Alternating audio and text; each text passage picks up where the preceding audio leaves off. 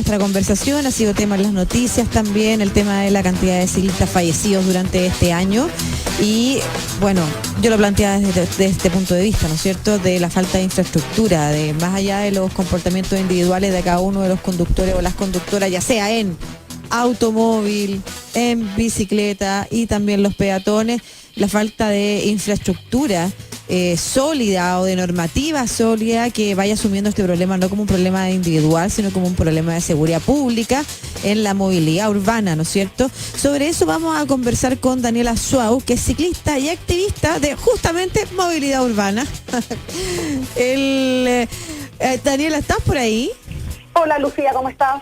Oye, un gusto verte, un gusto escucharte también, bueno, verte en foto, pero escucharte para que tengamos esta conversación primero.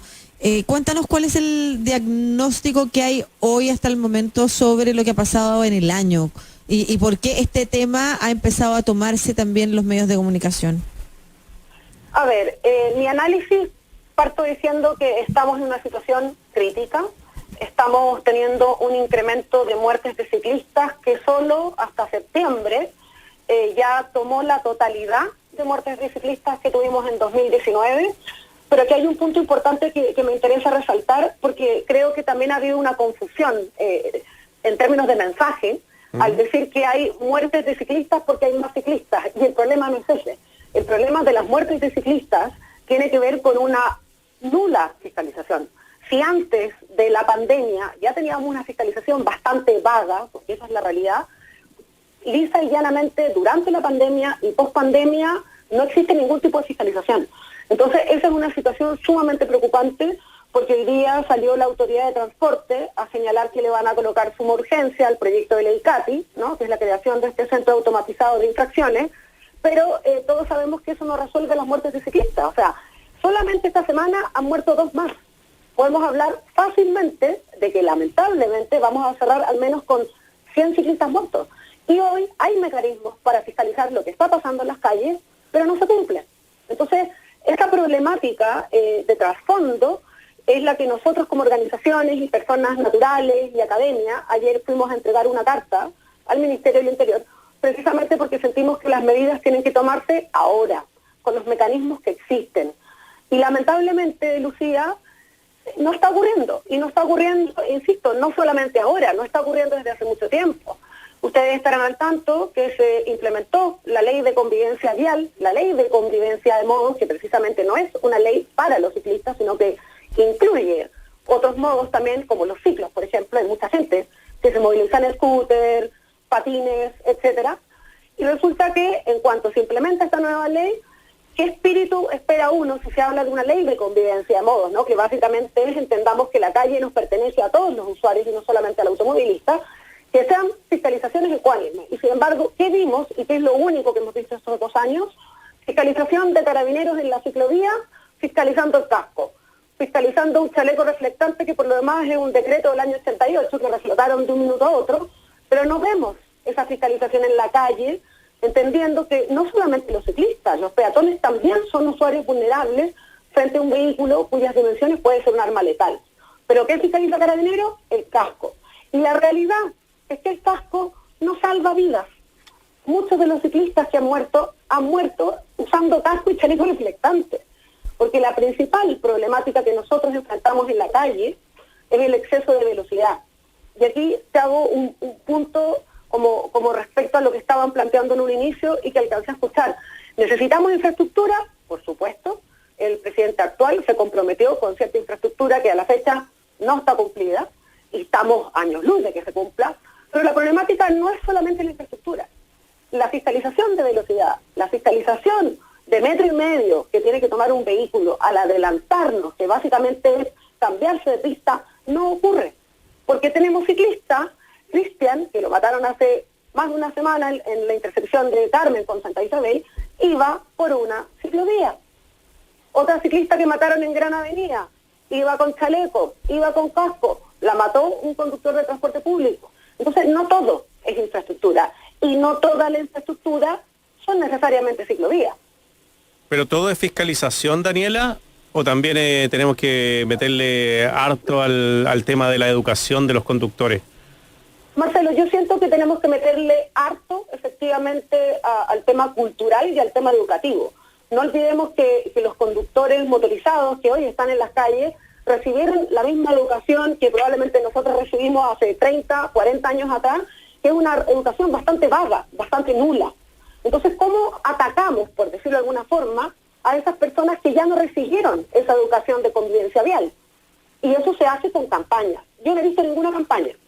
O cualquier campaña que se realice, son campañas a las 3 de la tarde, 2 de la mañana, en horarios que comprenderás que no hay una visibilidad que debiese tener un tema como este, porque a mí me interesa que detrás de los 85 ciclistas también comencemos a hablar, y del 30% de incremento, de familias, hay vidas humanas. Claro. Y no solamente hablemos de los ciclistas que han fallecido, hay un gran porcentaje de personas que quedan con lesiones de por vida y que ven minada su calidad de vida. ¿Qué pasa también con esas familias? Y aquí entramos en una problemática que tiene que ver con el ámbito legal, que es que cuando tú matas a una persona yendo en auto, la figura siempre es cuasi delito de homicidio. Significa que como no tuviste la intención de hacerlo, finalmente no hay ninguna pena, ¿no? Y ni siquiera te quitan la licencia de conducir.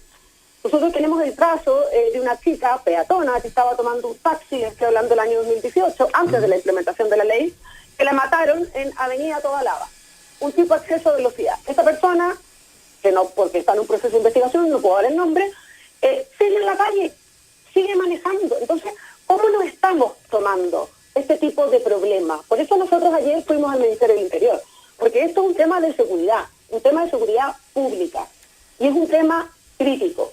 Y aprovecho el espacio, yo sé que no es la instancia, pero sé que Lucía López es constituyente, en el fondo, que está como candidata constituyente, y me parece un tema esencial, porque yo creo que tenemos que incluir y pensar en esta temática precisamente en una nueva constitución. Un derecho a la movilidad, un derecho a la ciudad.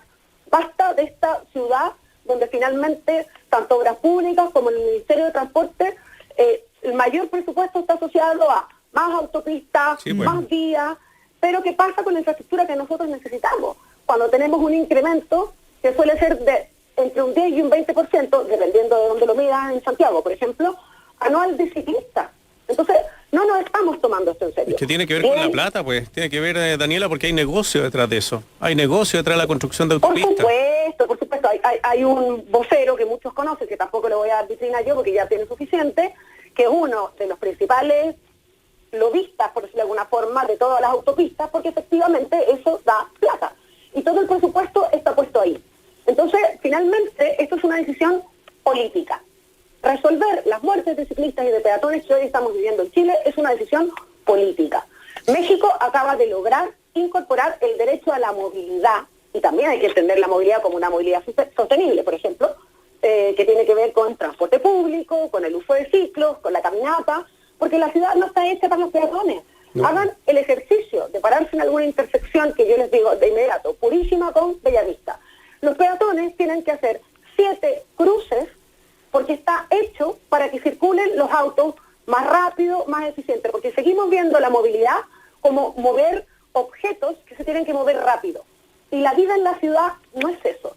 Tenemos que tener una constitución que ponga en el centro de la vida de la ciudad la vida de las personas, la calidad de vida de las personas. Hay escalas internacionales que dicen urbanistas, que dicen que una ciudad segura es si tú puedes mandar un niño de 8 años a comprar el negocio de la esquina. Y eso en Santiago, hoy día, con la violencia vial que estamos viviendo, no es posible. No tenemos ciudades para las personas. Y tenemos que recuperar eso. Eso es verdad.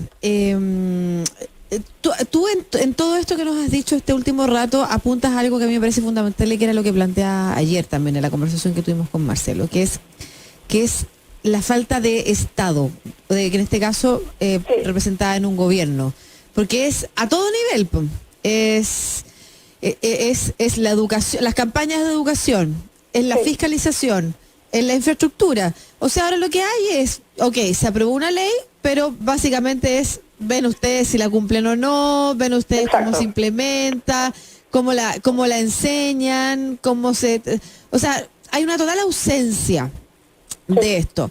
Y tú dices, entre otras cosas que recogí, necesitamos una ciudad para nosotros. pero entiendo que esa frase es más amplia, no es solo una ciudad para nosotros, nosotras las ciclistas, es una ciudad para las personas. Sí, necesitamos una ciudad para las personas. Entonces, mencionas importante dato, ¿no es cierto? El cómo empezar a discutir el derecho a una movilidad en la Constitución, pero yo quisiera ampliar el concepto a una ciudad sustentable. Y lo quiero ampliar en el contexto de que mañana tenemos el primer debate y el único probablemente debate a primarias que van a tener los candidatos de la oposición para el cargo de gobernador y gobernadora. ¿Puede ahí también haber una responsabilidad? O sea, por ejemplo, ese cargo puede efectivamente tener oportunidad de distribuir, generar equilibrios en la ciudad para que no se produzca esta abrumadora sobrepresencia y sobre derechos que tienen los y las automovilistas versus el resto de los habitantes o el resto de las personas que se movilizan? Hay instituciones que se han creado en otros países, por ejemplo, Ciudad de México tiene la Secretaría de la Movilidad, Bogotá tiene la gerencia de la bicicleta. En el fondo se ha entendido la movilidad, porque creo que también no hay que perder esa perspectiva. Finalmente la ciudad reproduce la vida de las personas. Nos movemos porque tenemos que movernos y nos movemos mucho porque la ciudad está mal planificada, en el fondo. Que es lo que hace, ¿no?, esta figura de las personas que tienen que cruzar muchas comunas para converger al centro. Pero finalmente hay que hacerse cargo ya no del transporte, sino nuevamente aterrizándolo más a una escala humana. Y eso es la movilidad de las personas. ¿Cómo nos movemos? ¿Cuáles son los medios para tener una movilidad sostenible, en el fondo? Y creo que sí, efectivamente, debiese haber una figura como una Secretaría de Movilidad que privilegie ese tipo de movilidad, porque hoy día el Ministerio de Transporte no lo hacemos. Entonces, por supuesto que tiene que haber una figura de ese tipo. En algún minuto se habló, para serte franca, de la figura del gobernador, pero yo también entiendo que tuvo tantas modificaciones en el camino que, para serte franca, desconozco qué tanta potestad atributos va a tener, claro, sobre esa temática. Mañana puede escuchar el debate que vamos a tener acá en Radio Usach y en Santiago TV con las 6 y las 6 candidatas a gobernadores regionales por la región metropolitana. Ahí te vas a poder enterar entonces de cuáles son las atribuciones que tiene, porque hay una confusión bastante importante en eso, Daniela. Sí, pero yo estoy segura que así como existió un plan, que por ejemplo lo conversábamos ayer, ¿no es cierto?, de la ciclovía que atravesaba la Alameda, y que era un plan que había incentivado aquel entonces el intendente, ¿no es cierto?, Orrego. Es posible que en el cargo de gobernador se puedan articular cosas que tengan que ver con generar una ciudad más sustentable y, como tú dices, más equitativa y más integrada. ¿Sí? Esto es parte de un problema que es de la visión de ciudad. No es solamente, y eso es súper importante entenderlo así, no es como un aspecto en particular, los ciclistas como una entidad particular con la que se pelean los peatones, los automovilistas, es una visión de ciudad en la que convivamos mejor. Pero imagino también, que tiene que ser... Dale, Daniela, por favor. No, que efectivamente lo que estás diciendo me parece importante, Lucía, porque creo que hay que quitar esta mirada como binaria, efectivamente, que creo que lo único que hace es rivalizar. Y por eso se hablaba inicialmente de ciudades para las personas. Los colectivos, las organizaciones y quienes somos activistas de movilidad sustentable, finalmente ya no hablamos de solo colectivos ciclistas, porque nosotros entendimos desde hace muchos años que finalmente lo que tenemos que pensar es ciudades para las personas, donde por supuesto la bicicleta es un gran aliado como medio de transporte, porque está mucho más cercano a la caminata que el motorizado en el fondo, pero el objetivo es ese, ciudades para las personas, y en ese contexto hay que entender que somos ciudadanos y ciudadanas intermodales. Tú no andas todo el día arriba del auto o todo el día arriba de la bicicleta, puedes conectar. La idea, de hecho, es esa, que nosotros pudiésemos conectar. Salgo de mi casa en una bicicleta pública, conecto con una estación de metro, después llego a esta otra estación y camino, por ejemplo, o puedo tomar un scooter eléctrico, porque finalmente las personas somos intermodales. Y por eso precisamente apuntaba a que tuviésemos alguna institución que finalmente vele por esta movilidad, que finalmente es una movilidad sustentable, que lo necesitamos por lo demás, porque con el tema del cambio climático, que pasó como a un segundo plano por la pandemia, pero sabemos que sigue ahí, es sumamente importante entender esto como una necesidad, pero también entender la movilidad de las personas como una necesidad, más allá de mover autos o de crear proyectos que son rentables finalmente con el sistema de concesiones que ya sabemos quién hizo, porque dan mucha plata. Entonces, obviamente, la ciclovía no da plata, la ciclovía no es tan atractiva.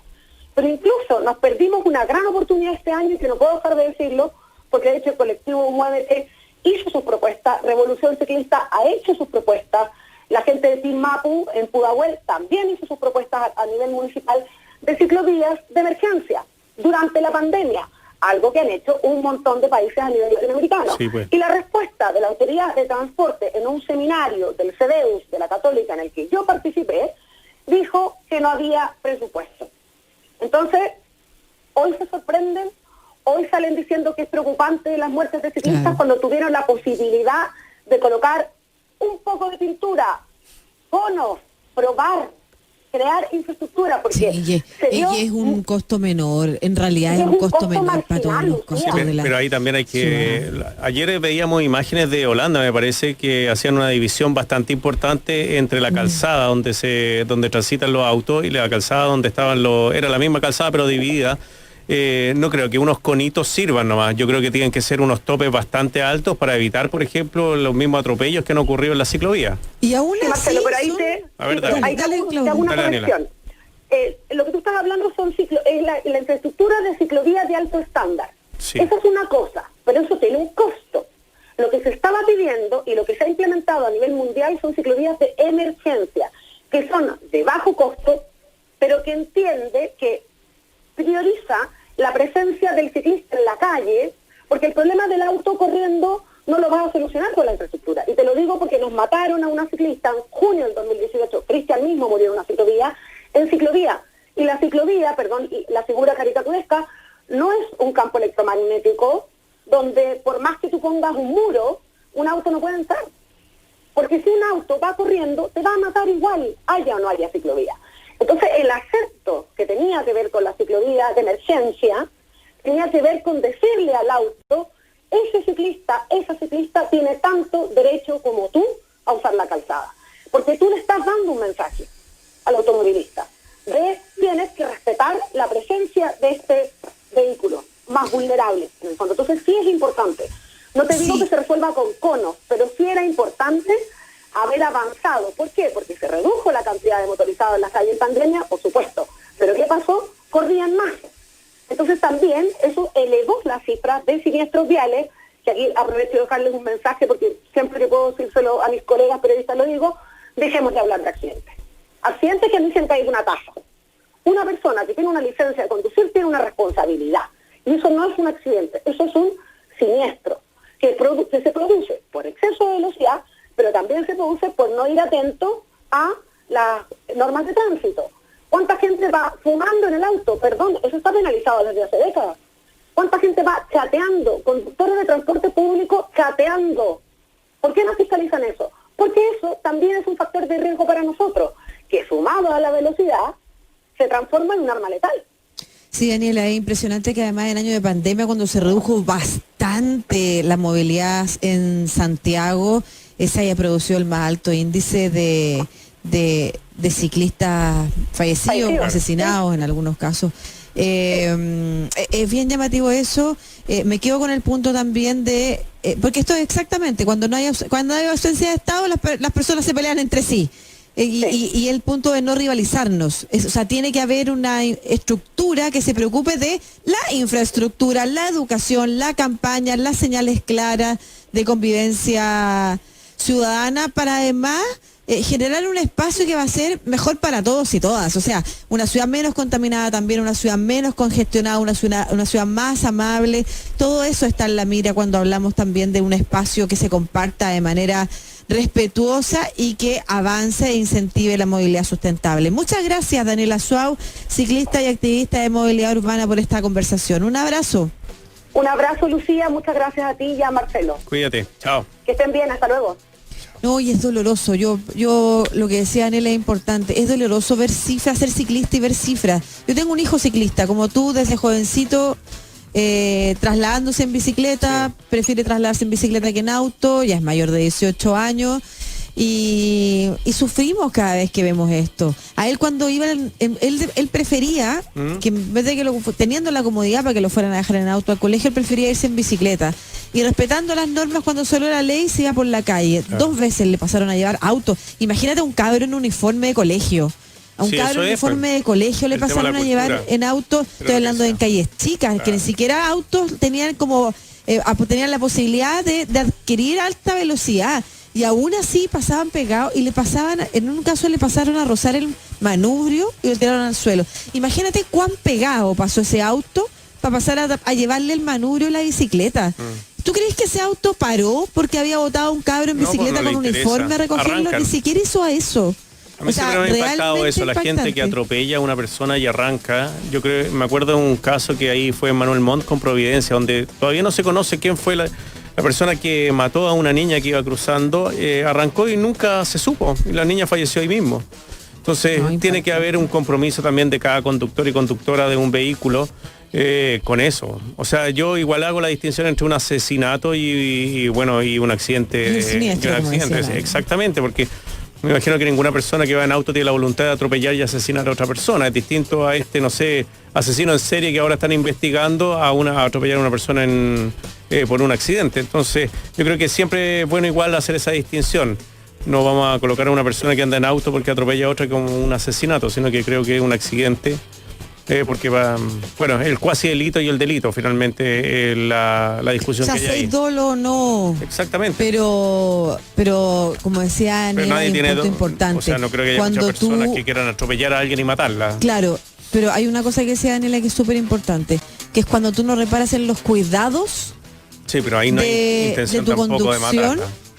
Puede ser que no tengas intención de matar a una persona, pero estás asumiendo irresponsabilidades que pueden conducirte a eso. Eso es otra cosa. Y las asumes sabiendo que tú tienes menos que perder, porque tú vas en ese espacio que es como una especie de tanque protegido, versus a otro y otra. Yo no soy creyente, pero la frase la tiro porque la tengo en la cultura. Dios quiera, pero las energías quieran, todo quiera, en realidad que nunca tengamos que atravesar por aquello. Siendo víctima o siendo víctima.